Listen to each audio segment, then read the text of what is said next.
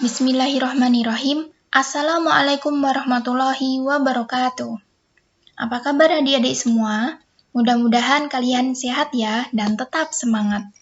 Bertemu kembali dengan saya, Yuni Irwanti Siswatun Kasana, mahasiswa magang FKIP Kimia UNS.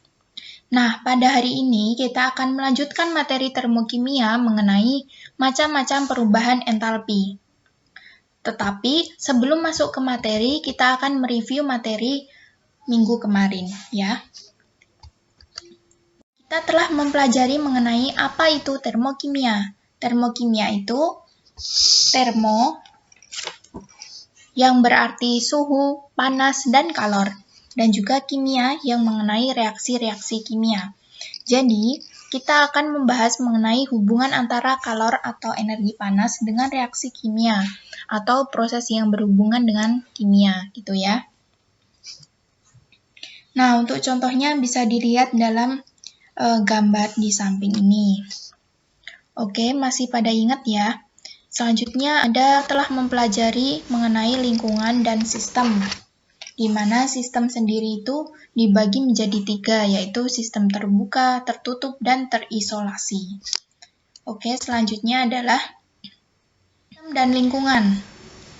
Pengertiannya dan contohnya, ini kita bahas kemarin. Lalu ada jenis-jenis sistem, ada 3 ya. Selanjutnya, diagram grafik dari reaksi eksoterm dan endoterm. Ini perbedaan antara reaksi eksoterm dan endoterm. Nah, ini yang paling penting adalah ini ya. Entalpinya itu kalau eksoterm bernilai negatif atau kurang dari 0, endoterm itu lebih dari 0 gitu. Nah, ini terjadi kenaikan suhu, kalau endoterm penurunan suhu gitu ya. Nah, ini bisa ulang materi kemarin. Lalu saya lanjutkan. Ini ada diagram tingkat energi. Ini gambarnya ya.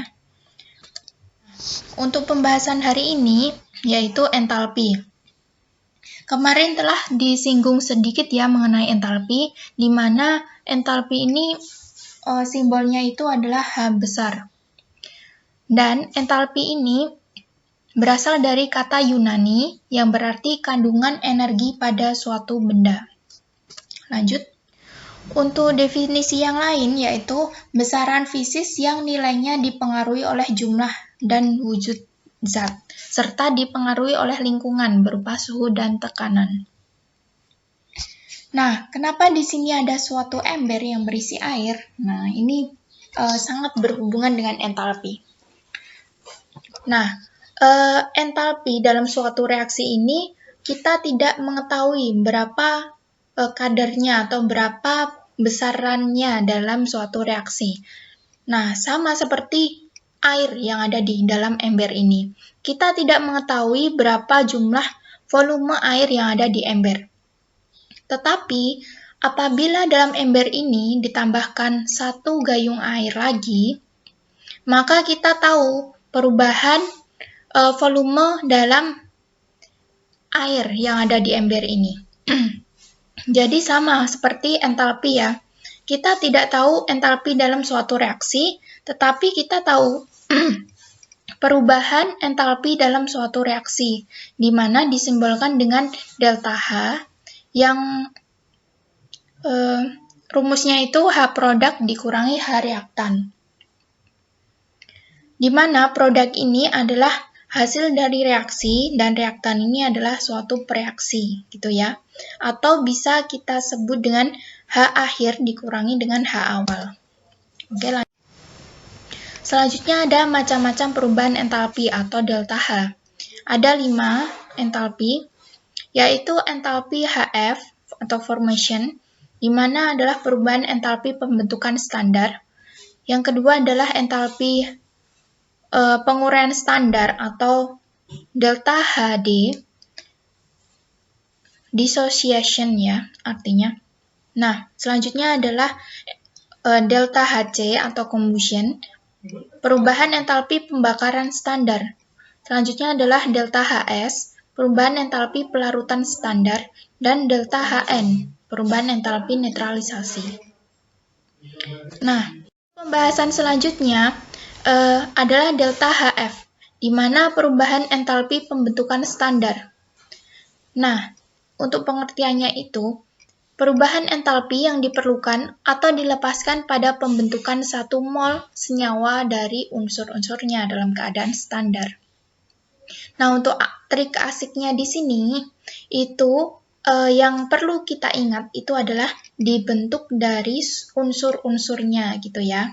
Nah, contohnya dalam unsur H2, I2, Cl2, N2, O2, dan lain-lain gitu ya.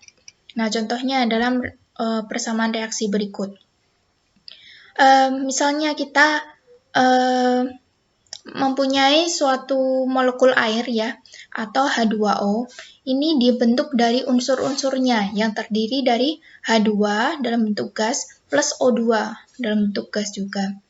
Nah, setelah kita mengetahui persamaan reaksi, maka kita harus menyetarakan reaksinya. Nah, di mana di sini itu hanya itu sudah setara ya, kanan dan kirinya berjumlah 2, dan di sini disetarakan, jadi di sini dikalikan setengah, begitu ya. Delta HF-nya ini nilainya minus 286 kJ per mol. Oke, selanjutnya adalah NaCl. NaCl dibentuk dari unsur-unsurnya berupa Na dalam bentuk padat dan Cl2. Nah, setelah itu setarakan reaksinya gitu ya. Delta HF-nya minus 401,9 kJ per mol. Nah, oke. Begitupun dengan KMnO4 dibentuk dari unsur-unsurnya berupa K plus Mn plus O2 gitu ya. Lalu setarakan reaksinya begitu. Nah, saya lanjutkan ke delta HD atau perubahan entalpi penguraian standar. Nah, untuk pengertiannya itu sama seperti delta HF. Yang beda itu adalah di sini. Perubahan entalpi yang diperlukan atau dilepaskan pada penguraian 1 mol senyawa dari unsur dalam keadaan standar. Nah, untuk trik asiknya sendiri, untuk delta HD itu adalah kebalikan dari delta HF. Nah, jika kalian telah mengetahui atau paham mengenai delta HF, otomatis kalian juga paham delta HD gitu ya. Ini tinggal dibalik aja. Nah, seperti ini. Kalau yang tadi delta HF itu reaksinya kan H2 plus O2 menjadi H2O. Kalau yang delta HD ini adalah H2O menjadi atau diuraikan menjadi H2 plus setengah O2. Nah, untuk nilai delta HD-nya ini positif 286 kJ per mol. Kalau tadi delta HF-nya itu negatif ya, negatif 286. Kalau ini dibalik menjadi positif. Nah, sebaliknya kalau delta HF-nya positif, maka delta HD negatif. Gitu ya, sama kayak ini. Oke, saya lanjutkan ke delta HC, atau perubahan entalpi pembakaran standar. Nah, di mana perubahan entalpi di sini yang diperlukan atau dilepaskan pada pembakaran sempurna 1 mol senyawa dari unsur-unsurnya dalam keadaan standar. Nah, untuk trik asiknya di sini, semua reaksi pembakaran itu memerlukan atau ditambahkan dengan oksigen atau O2. Dan untuk nilai dari delta HC itu selalu negatif gitu ya. Contohnya ini. Pada senyawa metana ya, C2H4 ditambah O2 menjadi CO2 plus H2O gitu ya. Nah, ini biasanya dalam bentuk soal itu bentuknya suatu cerita atau narasi ya. Misalkan suatu senyawa metana dibakar dengan gas O2 sebanyak berapa gram gitu. Berapa gram misalnya ya, 32 gram gitu. Sehingga menghasilkan gas karbon dioksida dan uap air begitu. Jadi, setelah kita membaca soalnya, kita harus menuliskan dulu persamaan reaksinya, gitu. Dan di sini itu nilai entalpinya yaitu minus 705,5 kJ per mol, gitu ya. Oke, saya lanjutkan ke delta HS atau perubahan entalpi pelarutan standar. Nah, di mana perubahan ini ketika 1 mol materi terlarut pada sebuah larutan menghasilkan larutan encer. Nah, contohnya itu NH3 ditambahkan dengan aqueous menjadi NH3 aqueous. Nah, ini awalnya dari gas menjadi aqueous gitu ya. Nah, di sini untuk perubahan entalpi pelarutan ini selalu ditambahkan dengan aqueous atau larutan. Dan produk akhirnya itu juga suatu larutan gitu ya. Nah, ada catatan, jika delta HS sangat positif, zat itu tidak larut dalam air. Jadi, jika nilainya ini positif, ya, maka zatnya itu sulit larut dalam air. Dan jika delta HS-nya negatif, maka cepat larut dalam air, gitu ya. Nah, selanjutnya delta HN atau perubahan entalpi netralisasi, di mana ini sama ya, menetralkan 1 mol asam oleh basa atau sebaliknya yang diukur dalam keadaan standar, gitu ya. Nah, perlu catatan, semua entalpi kelima tadi ya, yang telah kita bahas sebelumnya, itu diukur dalam keadaan standar. Nah, artinya itu dalam jumlah 1 mol ya. Misalkan di sini ada contoh NaOH, ini kan koefisiennya 1 ya. Berarti NaOH-nya juga otomatis 1 mol gitu ya. Ditambahkan HCl aqueous menjadi NaCl plus H2O. Delta HN standarnya minus 285,85 kJ per mol. Nah, selanjutnya contoh 2 NaOH, berarti di sini NaOH-nya sebanyak 2 mol, karena koefisiennya adalah 2, gitu ya, paham? Ditambahkan H2SO4 menjadi 2 NaSO4 plus H2O. Nah, di sini beda kan? Ini tidak ada standarnya atau tidak ada nol yang ada di atas seperti ini ya. Kalau ini ada nolnya berarti artinya ini dalam keadaan standar atau 1 mol NaOH gitu. Kalau ini kan tidak ada karena ini NaOH-nya ini bernilai 2 mol, jadi ini bukan standar. Nah, ini nilainya minus 200 kJ per mol.